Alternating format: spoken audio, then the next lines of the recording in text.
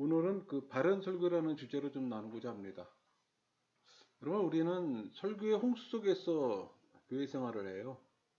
그러나 모든 것이 불명확한 시대에 살고 있는 교인에게 이 설교의 가치와 목적이 또 의문시되는 것도 현실입니다. 오늘날 설교는 힘을 잃고 강단에서는 말씀이 선포되나 영향력이 없는 것이 또 현실이에요. 그러니까 하나님의 말씀을 선포하는 것은 교회의 직무입니다. 또 목회자의 기본 직무이기도 하고, 설교는 교회의 고유의 직무인 동시에 대체할 수 없는 임무이기도 해요. 그래서 칼빈은 설교를 교회의 축기요 영혼이라고 또 말했습니다. 그러니까 설교를 가장 중요한 교회 사명으로 여겼던 거예요. 믿음을 생성하는 것도 말씀이고 또 믿음을 자라나게 하는 것도 말씀이 있잖아요. 그래서 교회에서 설교가 중요한 이유입니다. 순전한 말씀이 선포되어야 성도의 믿음이 자라잖아요. 그래서 자기 복음이 선포되면 죄악이 되는 겁니다. 하나님의 진리에 감화된 지식이 참 지식이에요. 그런 말씀이 선포될 때 예수의 믿음을 갖게 되고 또 성령의 조명 없이는 그 말씀이 또 영혼에 안착하지도 못해요. 그러니까 성령께서 말씀을 통해 지성을 조명시킴으로 일어나는 그 초자연적 복음 지식이 말씀입니다. 오늘날 설교가 힘이 없는 것은 잘못된 설교에 있다고 생각합니다. 6만 개 교회에서 그렇게 많은 말씀이 선포되는데 세상에 주는 영향력은 없잖아요. 근데 여러분, 종교가 타락을 하면 목회자가 많아집니다. 불교가 타락할 때 중이 많아졌고, 중세시대 때 기독교가 타락할 때 신부가 많아졌잖아요. 역사에서 배우는 교훈이에요. 여러분, 이 시대에 많은 설교가들이 있습니다. 설교하는 사람은 설교가 무엇이냐는 질문에 영혼의 확신을 갖고 대답해야 합니다. 이 질문에 명확하게 답하기 전에는 설교의 기교나 방법에 대해서 말하는 건 아무 의미가 없어요. 진정 설교를 통한 이 부흥을 원한다면 그 설교가 무엇이냐 하는 질문에 명확한 답을 가져야 된다고 생각합니다. 신학교에서 설교학을 배우면서 많은 방법론을 배웠지만 핵심은 회중에게 하나님의 메시지를 전하는 겁니다. 그래서 설교자는 예수님의 전원자요 보냄받은 자로 하나님의 대언자가 되는 겁니다. 우리 구약시대 때는 신종 통치시대잖아요. 선지자들이 보내졌습니다. 신약에는 성령께서 설교자에게 메시지를 위탁했어요. 계시의 말씀을 주셨지만 그 계시의 말씀을 성령께서 이 시대에 맞게 디자인해 주시고 해석하고 또 적용해 주셨어요. 여러분, 설교자는 주어진 것을 사람들에게 전달하는 역할을 감당합니다. 메시지는 설교자가 받는 겁니다. 자기의 생각을 말하는 게 아니에요.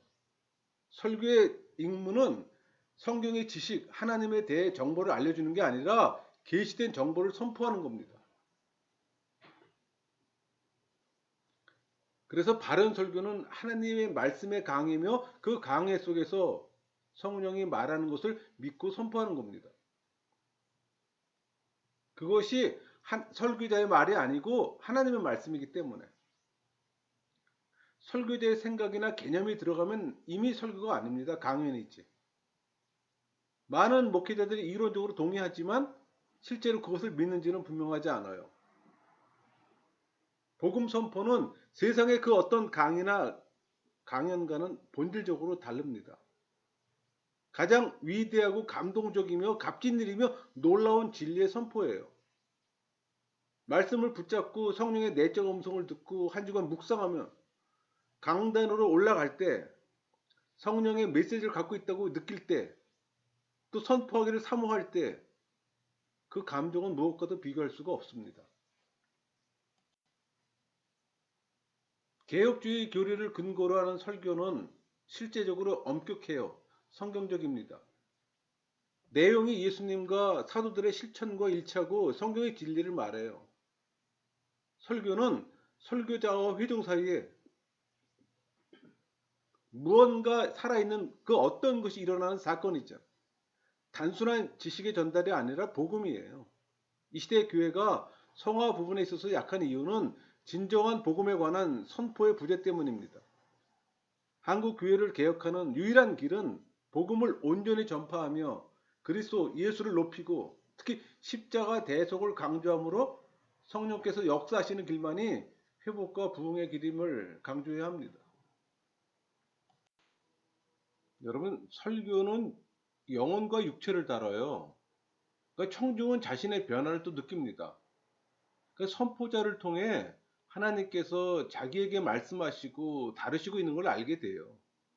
그러니까 영혼에서 무언가 변화가 일어나고 그것이 또 자기 삶에 영향을 미쳐요. 그런 경험이 일어나야 되는 겁니다.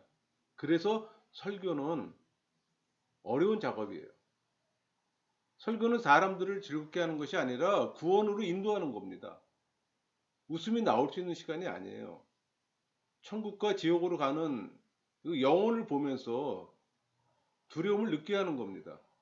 그래서 설교하기가 두렵고 힘들다고 얘기하는 거예요. 설교의 주요 기능은 정보를 제공하는 게 아니라 하나님 임재 의식을 경험케 하는 거예요. 진리의 영광과 감동을 전달해 주는 시간입니다. 그러니까 설교자는 회중의 영혼에 진리의 충격을 주어 그 진리를 살아나게 만드는 거예요.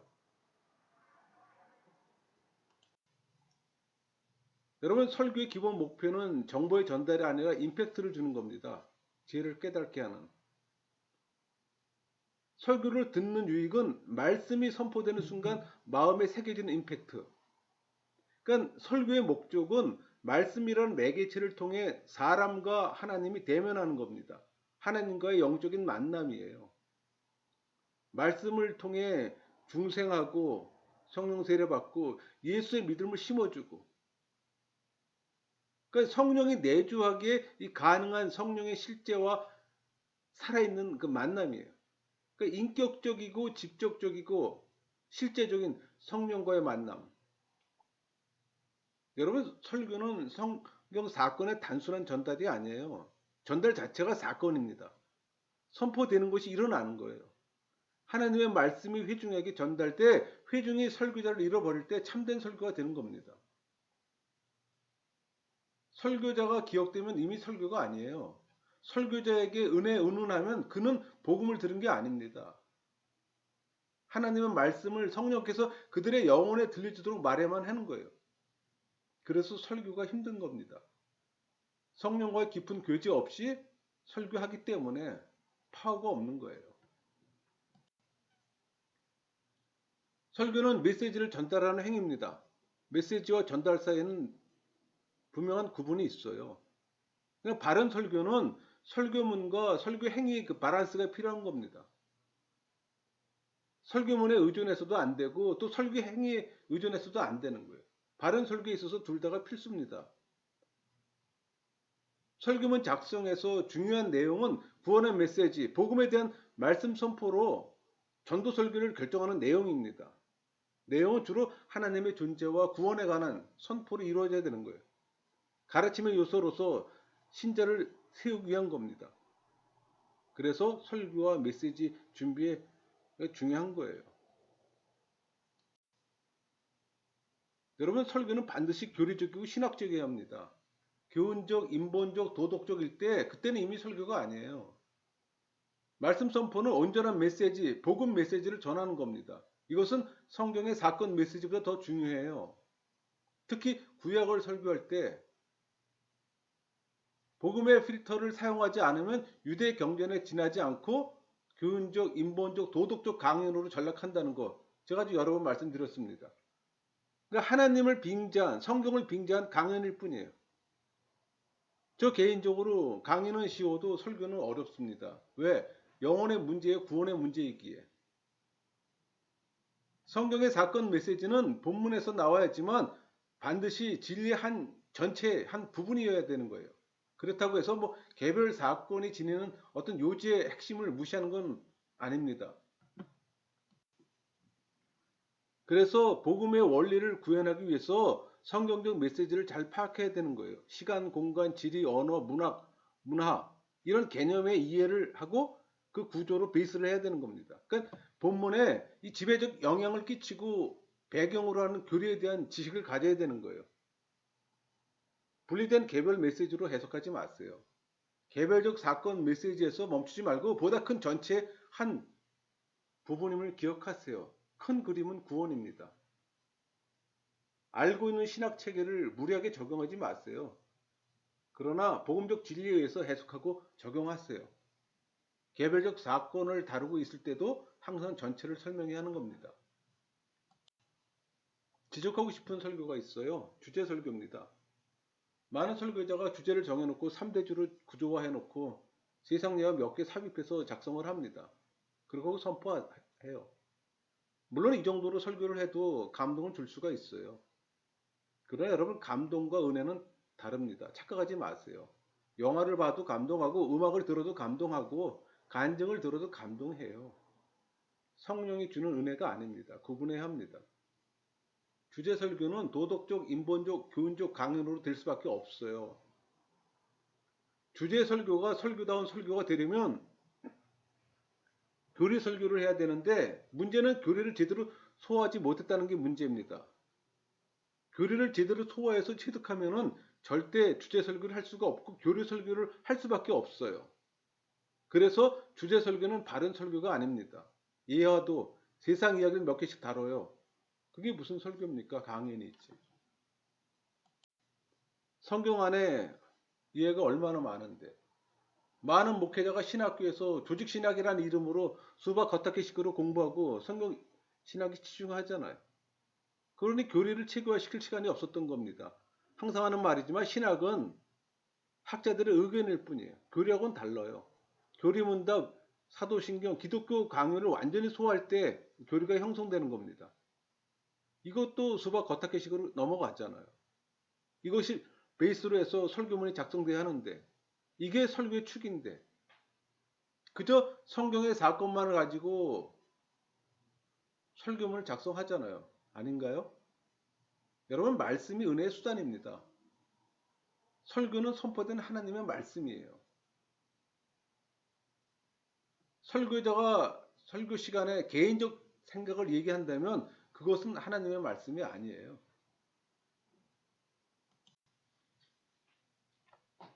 설교의 기본은 강해 설교입니다.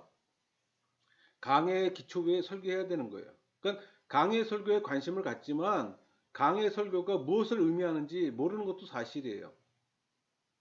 강해 설교의 가장 필수적인 요소는 그것이 가진 특별한 구조입니다. 이 구조로 설교문을 작성해요. 강해에 기초하지만 이 강해를 특정 구조의 메시지로 바꿔야 하는 겁니다. 여러분 강해 설교에 오해가 있어요. 흔히들 강해 설교하면 구절에 대한 강해로 생각해요. 또 그걸 연속적으로 주의하는 걸로 생각해요. 또 그 어떤 그 문장에 탁월한 설명을 모으는 걸로 생각합니다. 여러분 강해를 강해 설교로 만드는 것은 특별한 구조를 가진 메시지가 될 때 가능한 얘기입니다. 예를 들어서 오케스트라 한번 연상해 보세요. 큰 그림 안에 작은 부분의 집합. 이 작은 부분들은 분명히 구별해 인식될 수 있어요. 설교문을 만드는 것은 그것을 다른 모든 것과 구별해주는 특별한 구조가 있는 겁니다. 바른 설교는 강해적이지만 강해 설교라고 해서 바른 설교는 아니에요. 그거에 대한 구분이 필요한 겁니다. 강해 설교를 만들기 위한 원리를 적용해 보면은 본문을 정한 뒤 기납적 해석으로 베이스를 합니다. 기납적 해석에는 뭐 시간, 공간, 지리, 문학, 언어, 문학적 이거에 대한 충분한 해석이 필요하겠죠. 이 본문의 핵심 교리를 뽑아내야 되는 거예요. 이 교리는 교리문답, 사도신경, 뭐 기독교 강요 이런 관계를 전개하고 평행 구절로 강화를 해야 되는 겁니다. 이 평행 구절은 관주 성경을 활용하면 쉬워져요. 성경을 성경으로 해석한다는 표현을 주로 할 때 이 관주 성경을 많이 이용하잖아요. 그러니까 중심 교리를 분명히 합니다. 단계적으로 배열해서 목표를 향해 가는 거예요. 그러니까 말하면서 계속 적용해 보는 겁니다. 물론 마무리는 적용과 겉면으로 합니다. 한편의 설교문에는 기납적, 강해적, 관주적, 교리적 부분들이 믹스가 되고 성령의 인도하심으로 또 마무리되는 겁니다. 이 작업이 쉬울까요? 어려워요. 많은 시간이 필요하고 많은 생각이 필요하고 산고의 고통이 수반됩니다. 그렇게 작성된 설교문으로 설교를 할 때 파워가 생기는 겁니다. 이 작업이 너무 어렵기 때문에 다들 쉽게 하잖아요. 그 파워를 느낄 때 성령의 역사가 일어나고 말씀이 영혼을 타치해 중생의 역사가 일어나고 예수의 믿음을 심어주는 겁니다. 여러분, 설교는 성령의 도움으로 행해져야 합니다. 설교문의 선포가 설교 행위잖아요. 선포에서 자유로움은 중요한 요소입니다. 그러니까 설교는 항상 성령의 능력과 지배 아래서 행해져야 하는 겁니다. 무슨 일이 일어날지 설교에도 몰라요. 그러나 항상 자유합니다. 이것은 설교에 있어서 중요한 원리지만 정의하기도 어려워요. 왜? 성령의 역사이기에. 설교라는 것은 회중이 들을 때 알 수 있는 그 어떤 것이기 때문에 그냥 설교자는 선포할 뿐이에요. 그 이유는 성령의 역사입니다. 설교자가 할 수 있는 최선의 것은 복음을 전하는 겁니다. 그 이상도 없어요. 회중이 복음 설교를 듣게 될 때 성령은 역사하세요. 여러분, 믿는 내용이 무엇인지 명확하게 할 때 성령의 역사가 일어나는 겁니다. 믿는 내용이 막연하면 성령의 역사는 없어요. 그래서 교리적 설교를 이야기하는 겁니다. 왜? 교리적 설교는 믿는 내용을 명확하게 선포하기 때문에. 여러분, 성령의 역사를 행해지는 이 바른 설교에서 발견할 수 있는 몇 가지 요소가 있습니다. 바른 설교는 선포자의 그 영성이 느껴져요. 그러니까 영성은 하나님과의 친밀함이잖아요. 지식이 아닌 관계를 말하는 겁니다. 물론 그것을 느끼려면 회중도 성령과의 교감을 경험해야죠. 회중이 종교인이면 쉽게 느낄 수 없죠. 그땐 전적인 성령의 역사가 있어야지만 가능한 얘기죠. 그러니까 영성 있는 설교가는 회중을 지배하는 영적 권위가 있어야 합니다. 인간적 권위가 아닌 영적 카리스마를 얘기하는 거예요. 하나님과 깊은 교제 안에 있던 사람에게 나타날 수 있는 카리스마. 그저 대형교회 목사의 그 카리스마가 아닌 그건 인간적 권위 있잖아요. 설교자가 설교문을 잘 준비해도 선포 행위에서 자유로워합니다. 설교문에 매이지 말아야 된다는 얘기예요. 왜? 설교는 성령의 지배 아래서 행해지는 활동이기 때문에 자유로워야 되는 거예요. 설교자가 설교를 준비할 때 생각지 않았던 것이 실제로 설교할 때 주어집니다. 그게 성령의 역사잖아요. 설교자와 회중이 성령 세례를 경험한 신앙인이라면 말씀 선포 중에 무언가를 이끌어내야 하는 겁니다. 물론 성령이 내주함을 경험하지 못한 사람에게도 성령께서는 역사하세요. 왜? 말씀이라는 이 매개체를 통해서 그에게 예수의 믿음을 심어주잖아요. 성령 세례 받게 하잖아요. 이 말씀이 선포될 때 이 상호작용은 감동이 하는 은혜를 경험하게 합니다. 여러분, 설교는 가장 중요한 교리를 선포하는 행위잖아요. 가볍게 웃을 수가 없어요. 웃음이 수반되면 그땐 이미 바른 설교가 아닙니다. 설교는 생동감 있는 동시에 진지해야 하는 거예요. 개혁주의 교리로 설교할 때 뭐 지루하고 따분한 걸로 오해하는 사람들이 있습니다. 그렇지 않아요. 설교자가 교리를 제대로 이해했다면 복음의 주제로 따분하고 지루한 설교가 되는 것은 불가능합니다. 설교자가 교리에 대한 이해함 없이 교리를 활용하기 때문에 지루하고 따분한 겁니다. 여러분, 내가 알고 있으면은 어려운 것도 쉽게 얘기할 수 있잖아요. 재미없는 것도 관심 있게 만들 수 있어요. 설교는 설교자가 복음에 지배하에 있는 인상을 전달하는 것을 의미합니다. 그래서 설교자가 주제에 감동되었기에 이 진리를 다른 사람과 나누는 자가 되어야 되는 거예요. 설교자가 말하고 있는 것을 믿는다면 그 진리에 의해서 감동됩니다. 감동되면 뜨거움을 느낄 수가 있어요.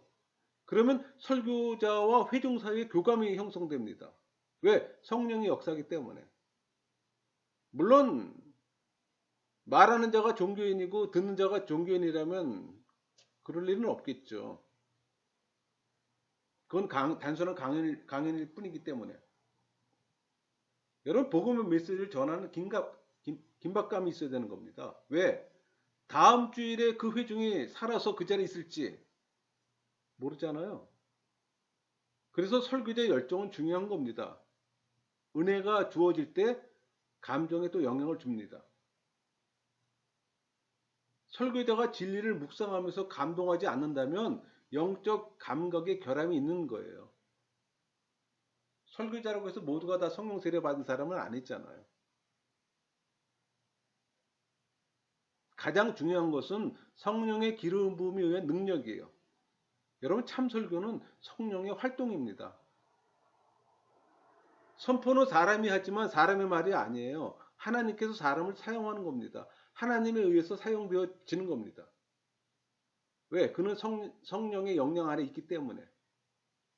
이런 것들이 바른 설교에서 우리가 발견할 수 있는 요소들이에요. 그 바른 설교를 위해 제안을 하면 물론 이 제안이 바른 설교를 할 수 있는 정답은 아닙니다. 그러나 말씀을 선포할 때 성령의 지배에 자신을 개방하기 원하는 자에게는 도움이 되는 제안일 겁니다. 간혹 그 설교하는 모습을 보게 되면 원고를 읽는 분이 계세요. 또 어떤 분은 통째로 암기하는 분도 있습니다. 여러분 기록된 원고를 읽고 암기하는 것보다 기록된 원고를 한번 요약해 보세요. 그래서 그 요약본으로 설교를 하는 겁니다. 그 요약본으로부터 완전히 자유할 때까지 한번 해보세요. 그러면 설교문보다 성령을 신뢰하게 될 겁니다. 그래서 성령과 항상 교제해야 되는 겁니다. 만약 목회자가 성령과의 교제가 없다면 그는 진정한 목회자가 될 수 없죠. 설교는 성령의 역사 없으면 그저 강연입니다. 그저 신학적 행위일 뿐이에요. 영혼을 살리는 설교가 될 수 없어요. 설교는 성령 세례 받지 않은 신학자도 얼마든지 할 수가 있습니다. 그래서 감동을 줄 수도 있어요. 그러나 영혼을 살리는 예수의 믿음을 심어주지는 못합니다. 여러분 설교가 힘이 없는 것은 목회자 잘못도 있어요. 하지만 회중의 잘못도 있습니다. 여러분 아무 생각 없이 예배에 참석하면 다 해결되나요? 회중의 입장에서 설교를 통해 은혜를 받으려면 준비해야 됩니다. 준비된 마음 없는 분주한 심령에 은혜가 부어지길 바란다면 욕심이죠. 하나님 말씀을 바르게 전할 수 있도록 설교자를 위해 기도하고 자신을 위해 기도하세요. 우선적으로 회개 기도하세요. 성령이 역사하셔서 말씀을 깨닫게 하시고 하나님 뜻에 순종할 수 있도록 간절히 기도하세요. 성령이 그 자리에 마음껏 역사할 수 있도록 또 공동체 안에 동일한 은혜가 역사하도록 기도하세요. 하나님 말씀이 설교자를 통해 나에게 전달되고 있다는 생각을 갖고 믿음으로 화답하시고 우리가 설교를 듣는 목적은 말씀대로 살기 위함이에요. 말씀을 깨달았다면 또 순종으로 열매를 맺어야 되는 거고 듣고 끝나면 아무 의미가 없죠. 중요한 것은 설교를 듣는 회중은 또 설교자의 말이 과연 성경적인가 또 상고하면서 하나님의 은혜를 구해야 합니다. 설교 듣고 그 자리에서 끝나는 게 아니에요, 여러분. 다시 그 오늘의 말씀을 갖고 성경책 갖다 놓고 읽고 다시 한번 오늘 들은 말씀하고 연결을 시켜 보세요.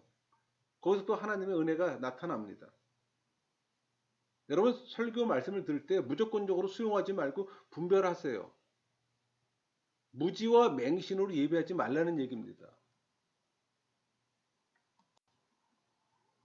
여러분, 설교가 뭘까요?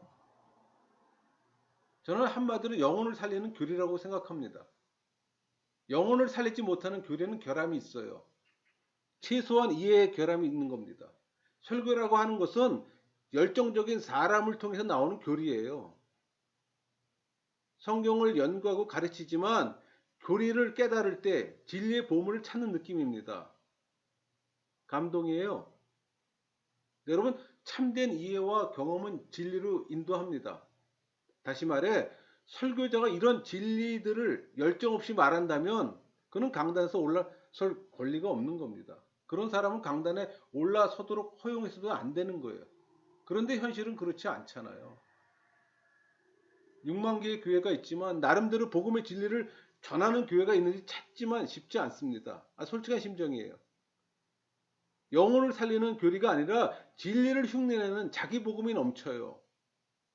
그래서 많은 사람들이 교회에 부정적인 생각을 갖고 교회를 떠납니다. 가난한 성도가 되는 거예요. 이단에 빠지고 사이비 종교로 빠지고 모든 교회가 성장에 함몰돼 안타까워요. 건강한 교회를 찾지만 마치 중세시대에 사는 느낌입니다. 여러분, 중세교회사를 보면 로마 카톨릭이 신자들을 무지 속에 가둬두고 맹신을 요구했잖아요. 교회를 믿기만 하라고 강요했어요. 헌신하라고 강요했습니다. 겸손을 가장한 무지를 또 강요했어요. 로마 카톨릭은 교회의 권위와 판단에 무조건 찬송하고 따르는 자는 믿음 좋은 신자라고 칭했습니다. 그래서 루터가 종교개혁할 때 부르짖었던 것이 오직 말씀이잖아요. 근데 그 말씀이 지금 바르게 선포되고 있나요? 여러분, 교회사를 조금이나마 공부한 분들은 알아요. 중세교회 시대가 영적 암흑기라는 사실을.